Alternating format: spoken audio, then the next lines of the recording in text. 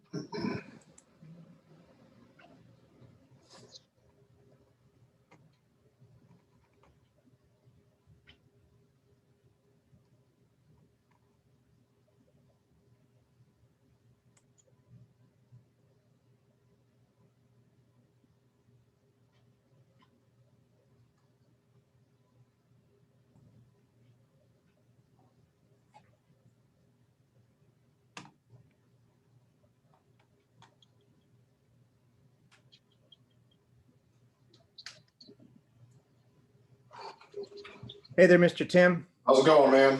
Doing okay. How are y'all doing? All right. All right. Good. Right. Is this the same group we had last week, or is this a different group we have this week? Same group. Same group. Okay, cool. Then here's what we'll do. Why don't you go, if you want to start with some Q&A, we can do that. That's cool. But then I'll let you tell me what direction you want to take this. But there are a couple places we can go. But I mean, we can.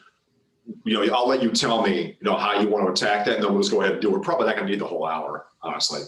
So yeah, so we'll ask for some questions when we first start with everybody, but thinking that we'll probably spend some time looking at Octopus, any of the other applications that you think would be of value, and then being able to annotate directly over a website would be great. Okay. Did we do Cami last week? Did I go as far as Cami? We didn't. We just did Office products. Right. You're gonna. And by the way, you're gonna have to remind me, throughout the entire thing. I do enough of these a day that it's all a blur. It's all a blur, man. So thanks for being here. Otherwise, I'd be asking, okay, so did we do this last time? Yeah. So talking about Cami, page marker, and Octopus. Yeah, we'll do that. Yeah, Octopus, and spending a little bit of time, especially on the on being able to annotate using Octopus. That would be great. Okay. With glass mode. Yeah. Simple glass mode, regular glass mode, that kind of stuff. That's easy. So okay. Are they mostly elementary school? This is one elementary school right now. All right, kids. I I will also let you tell me when everyone has joined us, and then we'll get the party started. Sounds good. All right. All right. I like it when Scott's here. Scott makes my life easier. That's good. He makes my life easier because then he tells me, no, Tim, don't, we did go this way instead. Okay, I can do that. I can do that.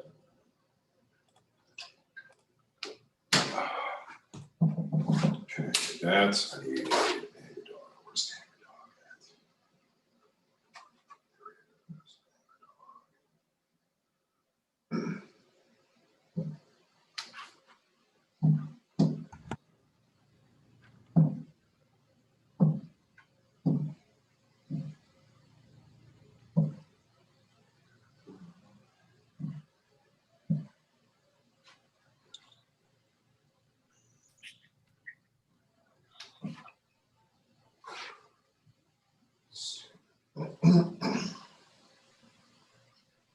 We'll wait about 2 more minutes, Tim, and then we'll just get started.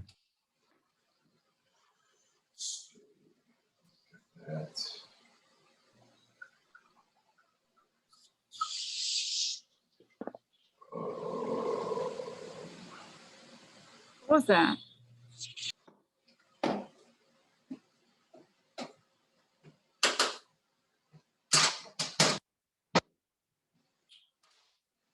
Okay.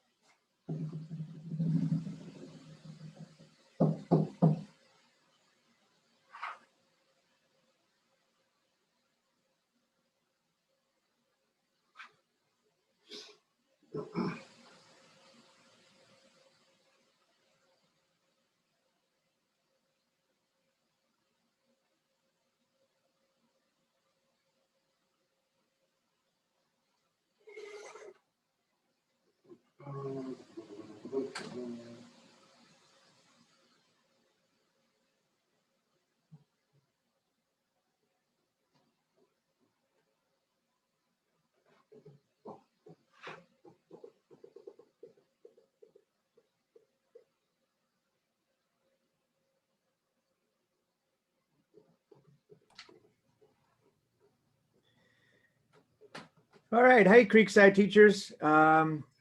So we're back again for the second week of Newline Interactive Flat Panel Training.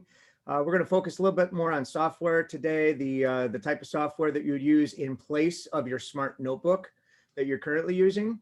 Tim wanted me to open it up for some Q&A. So does anybody have any questions that you might have? And as we go along, if you have questions, you can either interrupt also, or you can ask those things in the chat. Scott will MC those things for me because he can see them and I can't. Everything was explained so beautifully and clearly from last time that you have no questions about any of that. And that might not, that might be the case simply because they don't have their panels yet. They've only got the one demo panel in until after spring break. Right. And honestly, guys, what'll happen is this, once you get your hands on it, you're still kind of in a weird place where you don't know what you don't know yet. And believe me, I get that. One of the things that you'll be able, well, first of all, a thing that you can always do, again, once, in case you didn't notice it from last time, my email address is still there. So you can shoot me a note. Don't feel like, no, just fire me an email, guys. I'll get back to you.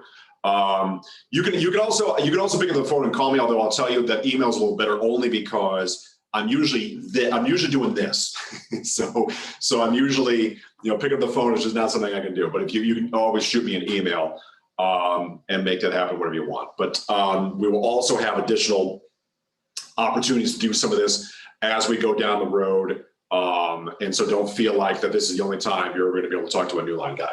But let's go ahead and do this. Let's go ahead and talk a little bit about some other fundamental things when it comes to leveraging this. Now, you may recall from when we talked about this last time, the thing that I said, or the thing that I hopefully said, was that what it's really about in terms of you really making use of the thing here is to recognize that what you're doing is the thing that you've always been doing, right?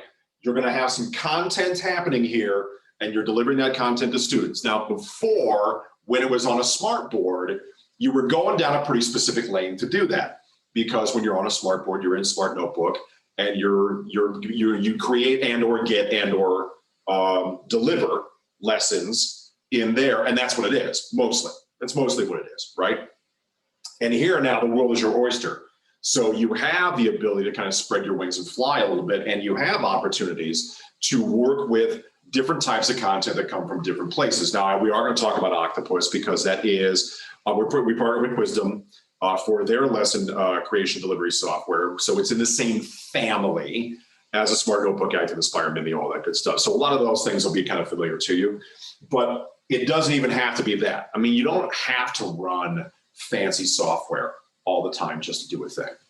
You can rely on you can rely on things where you just happen to be at a website. Okay, you just happen to be there. The direction that particular day takes you, or that particular lesson, or that particular discussion, just takes you to a certain web page. And you think, oh, it would be great if I had an opportunity to kind of annotate and diagram and do things just on a basic web page.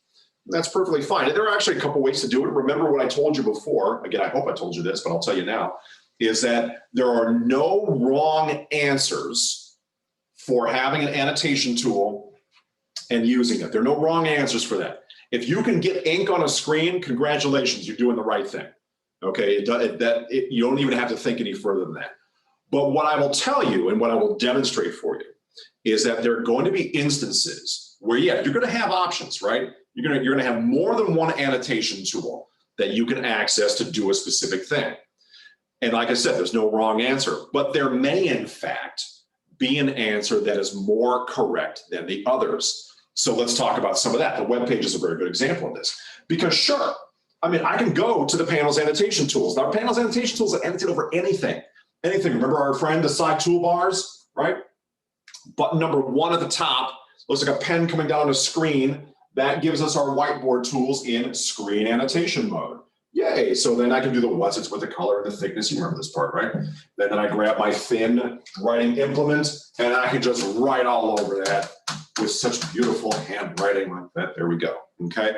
Easy, easy, easy, easy. Now, here is where we have a little bit of a caveat, okay? Because if I want to scroll, this is a web page, right? I want to be able to scroll up and down that web page to get access to the rest of it. Okay, and I can do that. I mean, I can point to this button right here. Looks like an arrow going that way. That puts the whiteboard toolbar in pointing mode, meaning that now, okay, I can take my finger and I can do, hold on, wait a second. Yeah, that ink doesn't go anywhere. The ink doesn't go anywhere. Well, why is that? Well, as you recall, this ink is actually, it's the whiteboard tools, right? And we're putting them in screen annotation mode. These are embedded tools. They're in the panel. They have nothing to do with anything that's happening up here in terms of the website. They have nothing to do with the computer.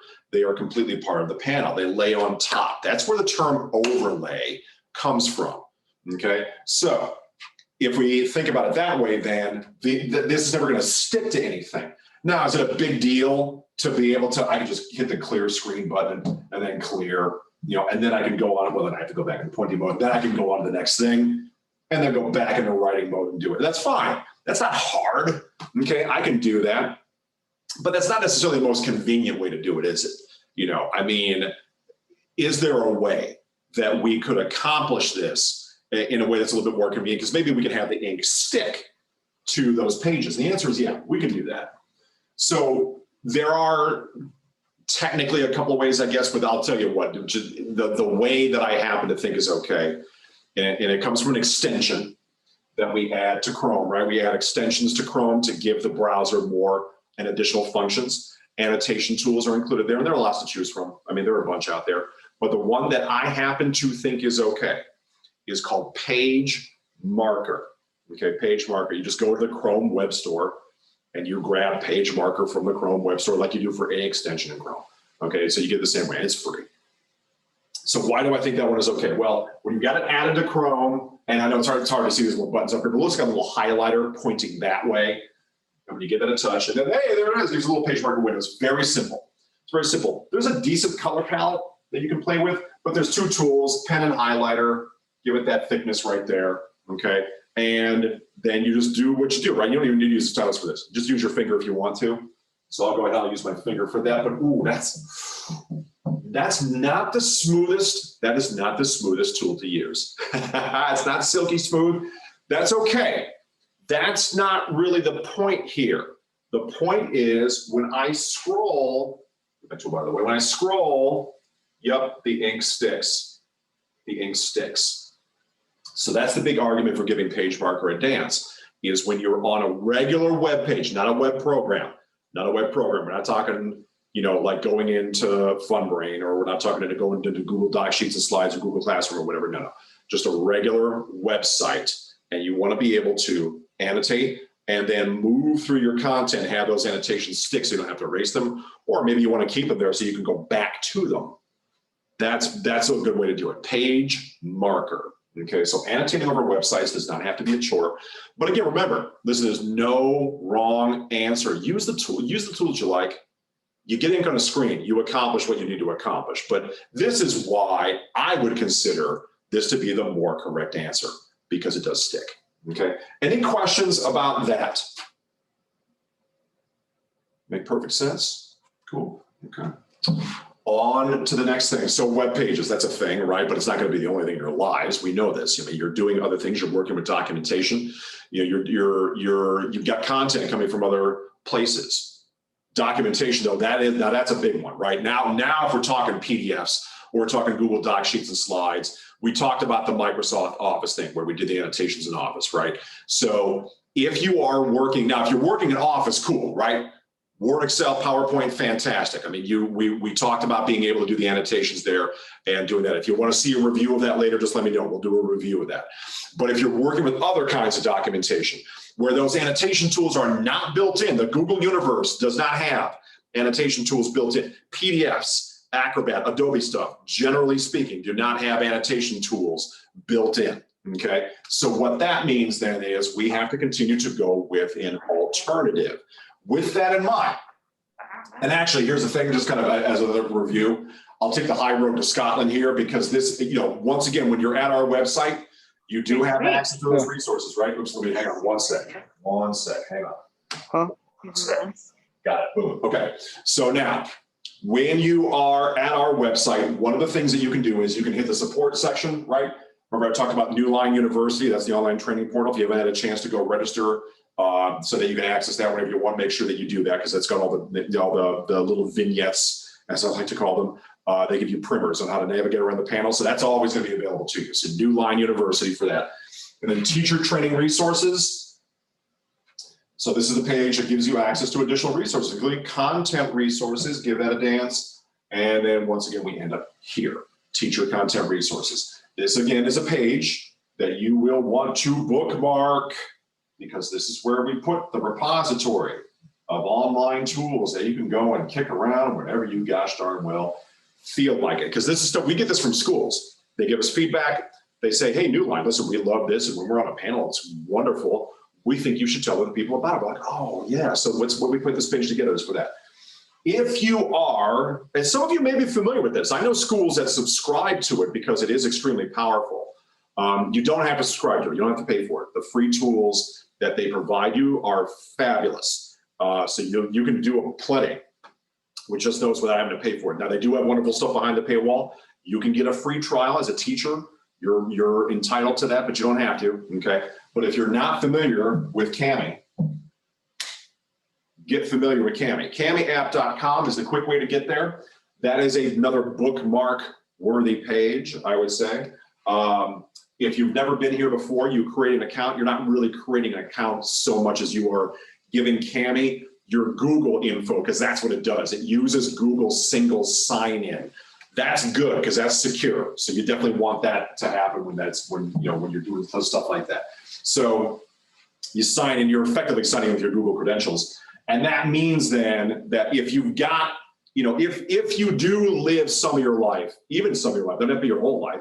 If you live some of your life, with Google Drive, cool. You can access stuff from Google Drive, or you grab stuff directly from your computer or whatever. What Cami wants you to do is Cami wants you to grab a document from someplace, is what Cami wants you to do here, okay? Because it's cloud-based, it remembers things that we did recently. That's pretty convenient, right? So I'm gonna go ahead and fire up that PDF right there, and here it comes. And there it is. And oops, I have my annotation tools active. My fault. Oh, that's okay. I can erase that really easily, just like that. And that's the idea, though, is that we have access now to a place where we can, in fact, annotate over content that we put in Cami. Cami supports a number of different document types, so this can be one of your best friends when you're working with various kinds of documentation. Now, what it cannot do is it can't open proprietary files that come from a place like, say, a Smart Notebook or something like that. Those don't count because those don't act the same way. They aren't documents. They're proprietary lesson files that live in a certain piece of software. So Cami can't work with that stuff, but Cami can work with PDFs, Google stuff, Microsoft stuff, whatever. So this is another very good option for having a place where you can work with various types of documentation, deliver that content, work with it easily. You can do the zoom in and out thing with the 2 fingers. That works just like that. Perfect. Okay. And then you scroll up and down, and that's what select mode does. That puts you in pointing mode, okay? Now, here's where it gets really, really, really, really fun. Where it gets really, really fun, that's gonna stay right there, is that when you take your thin writing implement, do you remember the last time we did this, we talked about this thing called object recognition.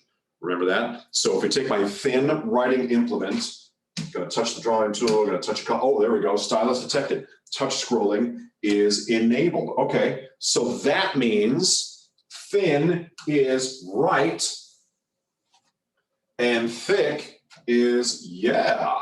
Hey, look at that. Oh, and again, the ink sticks to the page. Oh, there's my Cami ink from last time. It took a while for it to show up. I don't know why. That was kind of weird. I can erase that. I can erase it. Well, of course, I'm on it. Thin means right, dummy. Thin means right. There we go. That's nice. Okay. It's very smooth. It's very smooth. So when you're using your thin tip stylus and you do the thin, yeah, that works beautifully. This is free. You do not have to pay for Cami to do everything that I just showed you. And once again, and like I said, again, there's no wrong answer, right? You use whatever annotation tool you want, but if you're in Cami and you use Cami tools, they stick. And that's kind of a magic thing, right? Being able to just roll through your stuff and just have that ink just move right along with you. You don't have to pause. You don't have to press any buttons. You don't have to do anything except keep teaching. Wonderful. Okay, so Cami is definitely worth the price of admission. CamiApp.com is the quick way to get there. That is another bookmark worthy page. Any questions about that? Nothing in the chat so far. Man, we're rolling now. We're rolling. Fabulous. Okay. So we talked about websites, we talked about documentation, and honestly, guys, I mean, those will represent, big chunks of your lives right there, but not your whole life. I mean, again, when you're coming from some older interactive product, you are accustomed to varying degrees, you are accustomed to living in a piece of software in order to make certain things happen. And you can still do that. That's still available. As an option. We have this tool called, I alluded to this, called Octopus, made by a company. It's actually a British company. They're called Quizdom. And Quizdom, by the way, is spelled Q-W-I-Z-D-O-M. So they like that. Again, they spell things funny. Octopus is spelled with a K, O-K-T. Octopus. Let's go with that. Okay, so just so you know. When you get it on your computer, the latest version is 4.7.3. That's the latest version. If you find for whatever reason that the version that you got is a little bit older, no problem. You just go to their website, go to Quizdom's website. You can download the latest version of Octopus from there, and that way you're always up to date. Not a big deal. Not a big deal. But it's going to be pretty familiar to you guys in terms of what it is and what it does. It's basically a whiteboarding space that then gives you access to object-oriented tools that you can use to then build lessons and then save them and go back to them whenever you want. So it's the same idea as Smart Notebook, really. It's the same idea. But there are some other fun things too. If I go to this home menu, that's the little house button there. This thing called the game zones, which also it ends up as a shortcut. When you install Octopus, or if it's already installed on your computer, you actually have game zones as a shortcut on your desktop. So you can just get right into the game zones that way if you want to. I call this the Fun Friday thing. So like if they've had a fun Friday, or if they've had a good week rather, and you want to give them a fun Friday, this is kind of a good way to do it. So we're on a touch thing. Okay, now I can put one game on the screen. We can do that, that's fine. 2 games on the screen, that's a little bit more fun. Do that. Oh, how about 4? Why not? Let's just do that. Okay, science, frog dissection, I like that one. That's gross. All right, social studies, 13 colonies, sure. Math, yeah, let's do, wow. Let's do expressions. Everybody likes to do expressions. That's fun. I'm a language arts guy. So here we go. Now we're in my wheelhouse. Let's do teaching ABCs. Why not? That's a fun one. Okay, there we go. All right, so you can have 4 games on the screen at one time, and you can switch them. Each game has a menu that allows you to change this. There's also the main menu down here that allows you to go home and do the same thing. But because the panel supports the 20 points of touch simultaneously, we can, in fact, we can actually manipulate these all at the same time. So it's kind of fun. Now, do you have to do this? No. I mean, I just wanted you to know that the capability was there. But this is a good way to give them kind of a fun Friday. So it's one of the nice things that it does. And if somebody's being a knucklehead, it's like, okay, nope, knucklehead, remove player, bye-bye. Okay, and then gone. All right. And then you say, okay, game time's over. Bye-bye. There we go. We're back to the whiteboarding space. So yeah, so the game zones is kind of a fun thing that you'll have access to, so you can play around with that. They haven't, I get this question all the time, hey, is there a place you can get more games or anything like that? They haven't done that in a while. But I do know that there are a couple of updates ago, they did add some additional games to it, but that was a little while ago. So I'm not sure if they're going to be any more, but there's a pretty good selection as it is. So knock yourself out in terms of what's there. But the whiteboarding space is where we kind of get the main work done, right? Now, here's a case where, see, this is where, like a lot of programs, there'll be menus kind of at the edges of the screen, and my toolbars could get in the way here. So that's no problem. We can make that go away. So if you make a peace sign, peace, swipe up from the bottom of the screen, like so. It gives you this overlay menu. There are the toolbar buttons right there.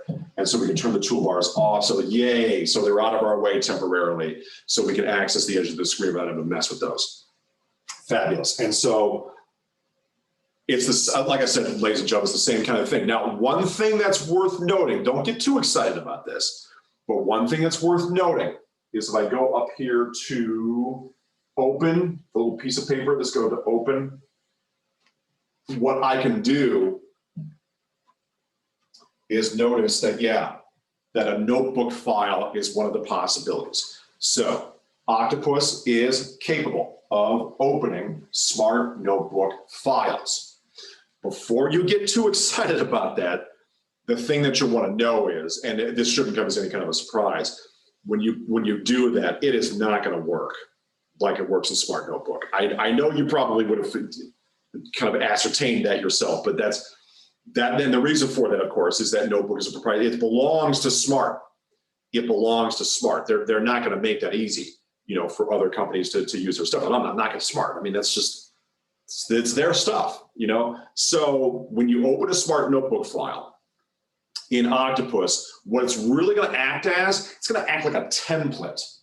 So the smart objects and things like that, you're not going to move those things around because that's in Smart Notebook. You're not going to get those, but you can use those as a template and then grab Octopus tools and use those. That would be kind of the way to think about it, is if you want to use your Smart Notebook files as templates so that you don't have to build something from scratch. Yeah, you could do that. But that's optional. You're not required to do that. I just wanted you to know that capability is there, okay? But what we're going to do here really is when we are in Octopus doing whatever it is we're doing, we have access to the kinds of tools that you really would expect to be there, right? So if I'm in the drawing toolbar, that's in the standard, so you see the ribbon here. The ribbon tells us what toolbar we are in. Standard tools. These are things, I mean, again, listen, writing tools, right? And just as down here, text tools right next door, lines and shapes, Nothing new under the sun here, kids. Here's some shapes. Let's do square, like so. All right, things that you're already very familiar with. Being able to import pictures and have those on the whiteboard space where you can manipulate those. Having access to highlighters and other sorts of drawing tools like that. This is going to look real familiar. They probably cribbed this from Smart, I think, the Spotlight tool. Okay, so yeah, lots of familiar stuff there. All right, so certain things are going to be, like, oh yeah, you got that. I mean, right out of the chute. And that's what the standard tools do. Okay, now where we start to get into some fun things is when we can adjust what the space looks like in terms of the canvas. Kind of like, if you remember what I showed you, from the whiteboard, same kind of thing here, right? So our embedded whiteboard, I mean, same kind of thing where I can adjust what the space looks like. In fact, let me get this menu out of the way there. This is movable. Let me see, can I get that out of there? And then go down to the very bottom. I know it's hard to see, there's a little button down here. It looks like a folder with some pictures in it. And I give that a touch, and that gives me access to backgrounds. Got some choices here. I can do like a split screen thing. Oh, in fact, let me make it clean out here. Let me, squeegee tool. There's a squeegee tool. Clear screen, so it's easy. Go back to the background so we can see it a little better. There we go. The quad. Got some notebook paper here. Okay, looks actually like a bound notebook. Got some handwriting practice paper. I will say teachers do have a tendency to like the handwriting practice paper, of which there are loads of that. Graph paper. Sure, different types of plotting paper. So yeah, lots of good stuff here. Lots of good stuff. There's colored construction paper. There's even sheet music, if you didn't even notice that. Yeah, sheet music, why not? Okay, so got all kinds of fun stuff here to work with. But that's, again, we can take it a step further. Because where we help ourselves really is when we can take content that we use, worksheets and other kinds of documentation that we do rely on, either because it's part of our curriculum or whatever, and we want to be able to use Octopus tools with that in kind of a screen annotation mode. And we can absolutely do that. So if I go back, okay, I'm still the backgrounds, I'm going to go back all the way to the top. All the way, let's do this. Come on, get up there. There we go. At the very top, I have one that looks like a pane of glass.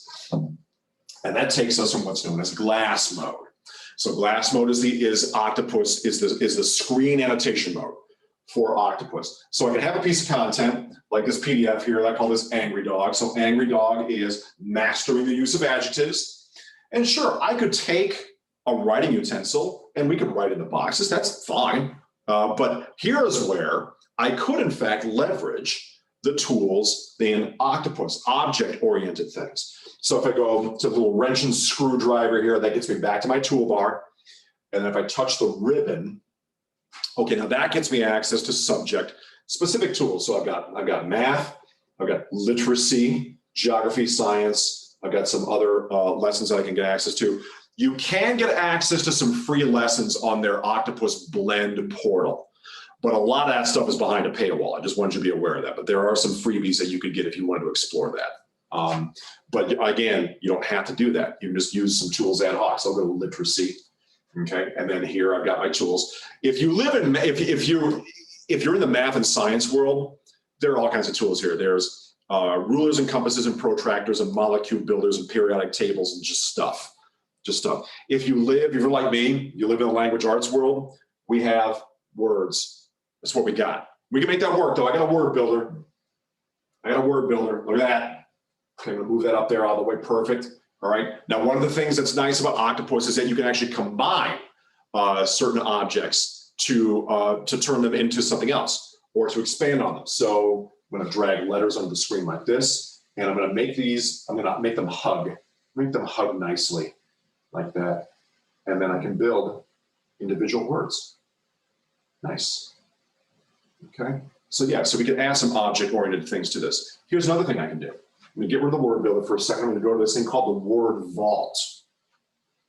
And that's word parts, dummy. There are two here that look like a safe. I always touch the wrong one. It's the top one. Tim. All right, there we go. The word vault. Now this is something that if I wanted to prepare it ahead of time, I could, because now what I do is I actually type words into the box here. What this is type text open, I'll go ahead and bring up my touch keyboard. And I can type as many words into this box as I want, right? Then I can add them. Now, this is how we can mix it up, right? Because if we're working with adjectives, I can also put nouns and verbs in here. And then I can bring a student over here and say, okay, show me an adjective. Okay, nice. All right, so yeah, so there's a lot of functionality here. Playing with the tools and getting familiar with them is one of the ways in which you recognize or begin to recognize how you can leverage Octopus. But your best bet is just kind of start with this. Do some ad hoc things. You know, you don't have to build lessons right out of the chute, but you can get yourself a starting point by putting some content on the screen, putting Octopus in class mode, grabbing some Octopus tools, just doing this. You don't have to build a lesson to do that. You can do that ad hoc. But then you can figure out, hey, you know what, that worked nicely. I will go ahead and build some pages, save it as a lesson, and then I can go back to it whenever I want. So yeah, it's kind of nice, is that you can just kind of start from ground zero and then build your way up. You know, kind of in the same way that you probably did in Smart Notebook. So that's a way to make that happen. It's optional, guys. It's optional. Kick the tires around Octopus. You get it. You know, whether you choose to use it or not, though, that's up to you. But know that you can explore it. You can check it out, see if there are tools there that are useful to you, and then go for it. Okay. But if it doesn't speak to you, then don't feel like you got to use it. That's not really what it's about. Okay. Any questions about that? I got a couple things, like really one more thing to show you in Octopus. But any questions about this so far? I mean, again, like if you've lived a chunk of your life in Smart Notebook, it's gonna be pretty familiar. It's gonna be pretty familiar. So last thing, I'm gonna go back to the standard tools ribbon, and I've got a section here labeled capture tools. And I got a bunch of options there, but there is a built-in screen recorder. So it's the button that's on the left, kind of in the middle. It looks like a record button in a screen. Give that a touch, and that brings up the screen recorder. Boy, it's really this little tiny box. Tiny box on my 4K screen here. But it's there. A little tiny screen recorder. It's right there. I'll move it over here so you can see it. There we go. Still can't see it, whatever. But there's a record button in there. When you hit that, then you're live. And then everything that you do in Octopus then gets recorded as a video. It uses the FLV format, just so you know. If you have a microphone plugged into your computer, then yes, it will absolutely capture audio. So you can, in fact, record entire lessons inside of Octopus, save those in what's a standard video format, and you can throw those to wherever you want to throw them. So that capability is there if you want it, okay? Any questions about any of that? I'd like to add something, Tim, and that is for all the Creekside teachers that are watching right now, if they wanted to use the record feature that's built into Octopus, that's perfectly fine. But they've been recording lessons all along this year with COVID, using OBS Studio and capturing their screen. Oh, that's right. You guys have OBS. Yeah. So they're very comfortable using. Some use Screencastify, some use a couple of other apps as well. Screencastify is also a good choice. Yep, but they already know how to do that. Okay. I did, just so you guys know, everybody, I did practice with it just a little bit, and it does record quite nicely using the Octopus record feature, and it works beautifully. So just sharing that with everybody. That's good, and it's good that you guys have options. You know that, but the nice thing, as Scott said, yeah, it's easy to use. It's in Octopus, and it's good when you're doing things in Octopus because it's right there, and you don't have to mess with an additional piece of software to record that. But yeah, you guys use it. We use this is how I'm creating my scene. I use OBS to create the scene that you're looking at here with me over here, and the output from my panel over there. So yeah, so if you're using that, that's great too. Once again, it's another example of how there is no wrong answer. You do it the way you like. And if it makes it happen, if you get from point A to point B, congratulations. But it's nice to know, that a tool is there. All right. Any other questions about any of that? I wanted to also point out, I really like the word builder feature in Octopus. I think that could be really powerful for some of the for elementary schools. Absolutely. And so you're aware, Tim, and so Creekside is our first elementary building. We have 4 total elementary buildings, and Creekside is our first one going live with the Newline boards, and they're just being installed over spring break. Our other 3 elementaries are being installed this summer. So we'll be doing this kind of similar thing this summer as well. And I think that word builder feature is really quite cool. And maybe if you could even just highlight just a little bit more the some of the special tools, the subject specific tools. So let me go to, let me create a new page here. Yeah, let me get, in fact, let me get out of class mode so that we just, okay, come on, Tim, good to, there we go. And then get back, you create as many pages as you want, create as many pages as you want. So I'm gonna go from literacy, let's go to science. Okay, so science tools, like I said, we got periodic tables. Okay, now here's an example of a tool that is interacting with itself. Now, one thing that you want to know about this when you talk about Octopus, whether or not this was true in Smart Notebook, I don't know, but with Octopus, I do know that when you put objects that are specifically interactive, they're a little bit more of a resource hog. The computer has to work harder to use them. And so if you do that, and then the more objects you put on the screen, same thing. The computer has to work harder for that. So just know that things may start to slow down a little bit. You just have to be aware, But I can do this, and then we can talk about, okay, so let's talk about oxygen.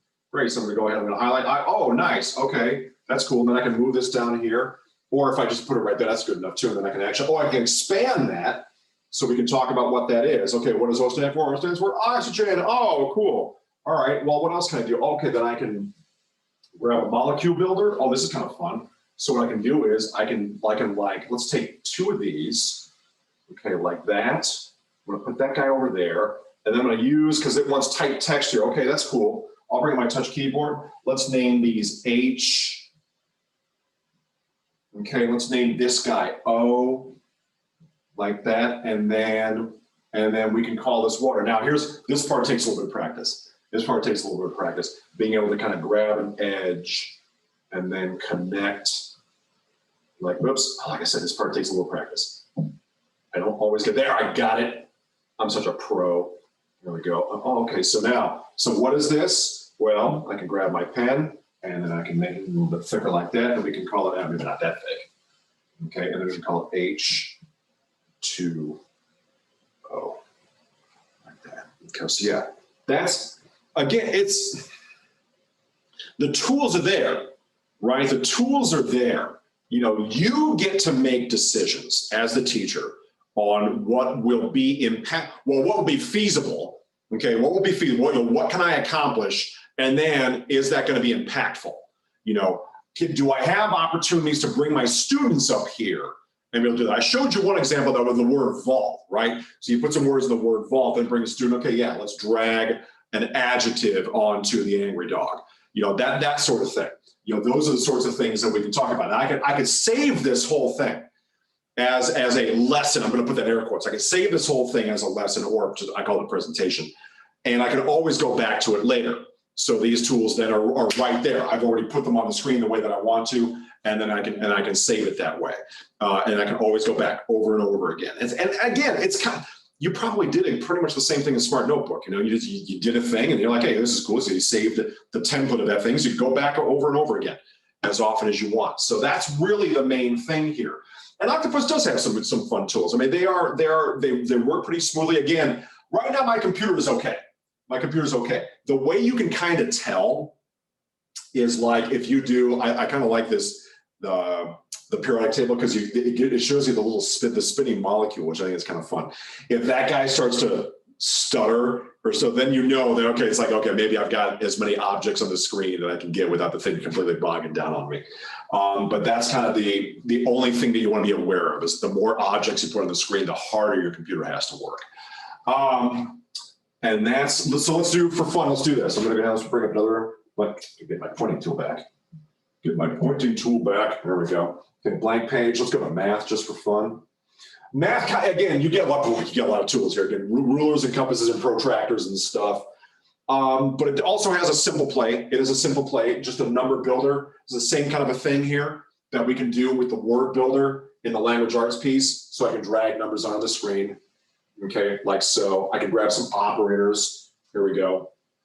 Let's get some operators going. Let's do multiplication. Let's get an equal sign out there. And then again, let's make them hug nicely. Like that. And then go there. Okay, class, what's 2 times 4? 8. Yay. Yeah. So you got some options. You got some options. I mean, Octopus does what it advertises it will do. And if you really want to get fancy,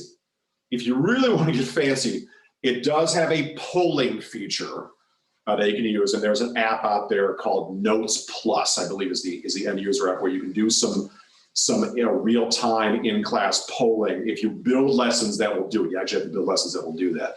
But if you want to go that far, you can go that far with it. The version of Octopus that we give you is the basic license. So you can do the polling thing, but you only get 5 students on at one time. So if you pony up for a slightly advanced Octopus, then you can poll more students at one time. So just be aware of that. But the capability is there. The capability is there. So do I think that's a big deal? I don't know. I mean, I have my opinion on it. I am much more the way. And let's again. Here's another thing we can be real about. My universe, my career is not in the pedagogical world of classic, K-12 education. My career is adult corporate education and training. So I live in the andragogical world. So yes, I do have opinions that kind of roll to that way. But the way that I like to do things, ad hoc, real-time, experiential, as opposed to the kind of the traditional structure of what curricula in K-12 often live in. So if I have an opinion about things, I often roll more toward the andragogical piece of it. But I will tell you that with that in mind, what I do like about this is I can be ad hoc. I can just grab a tool, roll a tool, have my students come up, do the same sorts of things. I don't have to build stuff. I don't have to mess around with that. If I want to save this and have the number and the symbol windows ready to go on a page that I can go back to whenever I want, sure, cool, I could do that. But that's as far as I have to go with it. And I'm just speaking for myself on that. You get to go as far as you want to based on the basic license. Again, that's what you get. You get the basic license for Octopus. But you're welcome to play with those things to your heart's content. Any questions about any of that?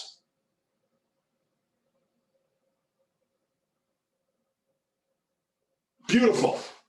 We're rolling. We're rolling. All right. I had one more thing I was going to do. Oh, okay. So, Scott, remind me in terms of, because I know you guys still have a Microsoft Play. Do we have a number of teachers that do live a little bit more in Google's universe? Remind me how you guys are kind of playing that. Yeah, most of the teachers at Heartland throughout Heartland use a combination of both, but a lot of them use the Google apps, especially now since all of our students have complete access to that while at home. So it's a big time Google world. Yeah, absolutely. Okay, cool. So here's one more cool thing to show you, and then we got 15 minutes. We can do whatever we want. Let's go to this. This is a real Google thing. This is an actual, honest to goodness Google thing. It's called Keep, not Curb. Not Curb, Keep, dummy. Okay. Google Keep.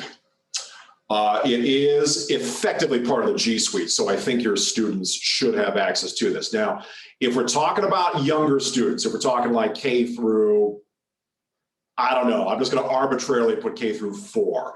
Like I'm arbitrarily doing that. You might not be in a place where you are beginning to put your students or get your students to think about best practices for organizing information electronically. They might not be here yet. They might not be here yet. If we're talking slightly in more advanced grades, maybe starting at 5th grade and kind of getting toward the middle school range, sort of approaching that, then maybe, but I'm spitballing that. That's not up to me, that's up to you. I'm spitballing that. But here's what Google Keep is. It's an electronic 3-ring binder. That's what it is. Or for those of us of a certain age, it's an electronic trapper keeper. Do you remember the trapper keep? Anyway, so what it does is it allows you to create as many labels as you want. And within each of those labels, you can create and store as many notes as you want. That's what it is at its core. It's got a lot of power, though. I only touch on a fraction of this because, quite frankly, I only know how to do a fraction of this. But I've heard all kinds of stuff in terms of what this thing is capable of doing, of people who use this on a regular basis, and it's nuts. So there's a lot of capability here. But the note-taking piece itself is actually pretty simple, because you go up here, take a note, and then you can choose. There's a couple different ways to do it. The way that I like to do it is just the paintbrush here. That's the freehand tool. And then, oh, look at that. See, what it does is it takes the note-taking piece in this instance, and it puts it in what's essentially a browser-based whiteboard. You know, I still wonder if what Google did here is they took a little bit of their Jamboard stuff and kind of stuck sort of just the essential pieces in here. That's just, I don't know if they're doing that or not, but that's kind of what it looks like to me. And the tools are very basic. It's not like our embedded whiteboard on the panel where you get all kinds of fancy stuff. It's just very, very basic. But I do have writing tools. Oh, but hold on a second.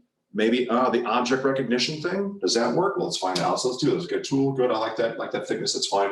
And then I can just, well, let's make it a little thinner because if it's too thick, I can't see what I'm doing. Yeah, keyboard. There we go. Oh, I did that. That was my fault. Boy, that's great. That's handwriting deluxe right there is what that is. Okay, so I put some junk on the screen. Can I take my finger and do it? Yeah, that works. That works. The object recognition works. Oh, I kind of started to do that twice. That's what happened there. So we can, and you're not going to put things on here. You're not going to insert pictures. You're not going to do any of that. This is just get me some ink on a screen is really all it is. But we can do that. We can do that. Okay. And then when I back out of here, then it saves this thing for me. Now, what I can do is I can attach things to it. So I can attach pictures or documentation or files that are associated with the thing that I did here. And so when somebody goes into this note, then they can get access also to those attachments. And yes, you can invite collaborators, and those people can go in and they can also, you know, make changes or add things to that particular note-taking session.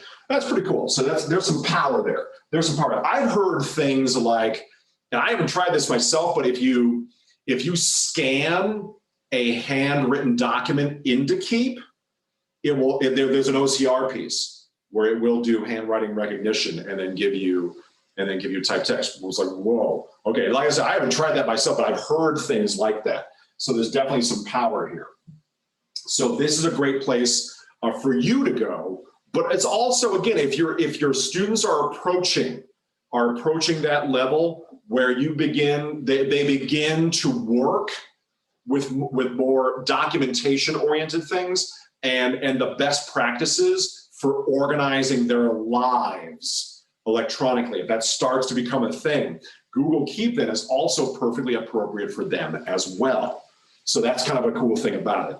Also is that it's good for teachers and also good for students, and everybody can join in the fun on that. So I wanted you to be aware that that was a thing that you could do. And it's also easy to clean up.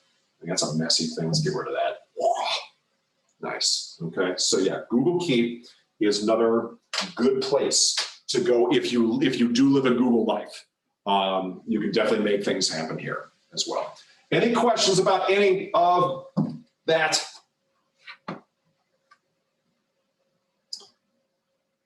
I explained everything so beautifully and clearly that it requires no further explanation whatsoever. I mean, you don't have your panels yet. I get that. You're playing with the demo unit, which is fine. You know, when you get your hands on your panels, yeah, I mean, it's one of those things. You're still in a weird place where you don't know what you don't know.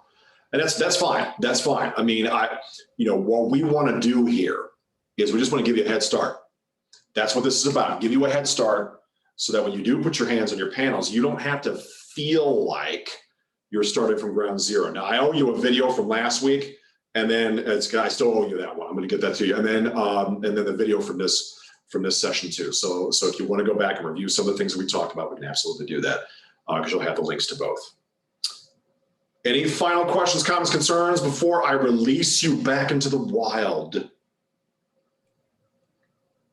I think that sounds pretty good, Tim. I'll once I get those videos, I'll post the links to those so that people. I owe you. So today, by close of business today, I'll get you links. I apologize. I had a little backlog. I had to work through. That was my fault. Listen, kids. Once again, thank you very much for joining us. Once again, hopefully this does just give you a little bit of a head start. And then, you know, when your panels are installed, then you won't be feeling like, oh, I don't know what I do. But again, also, you're not rookies. I mean, it's not like I was worried about it. I mean, you're not rookies when it comes to the interactive space. You guys do have enough of a background, if you will, in that you would have been fine, even had I not showed up and done this. But I wanted to make sure that you guys had a little space to start with. We'll do more of this down the road. Once again, you can email me with questions. Don't be afraid to do that. Or if you want to let Scott be the point guy, you can also throw stuff to him and then he can throw everything to me. That's fine. However you guys want to work, that is fine. But just know that there are no rules here. You can reach out to me whenever you want to reach out to me. But the most important thing, as it was before, is, as it always is please, ladies and gentlemen, please, please, please stay safe out there. Everybody have a great weekend, and we will see you all next time. Take care, everybody. Thanks, Tim. Bye, everybody. You're welcome. You're welcome.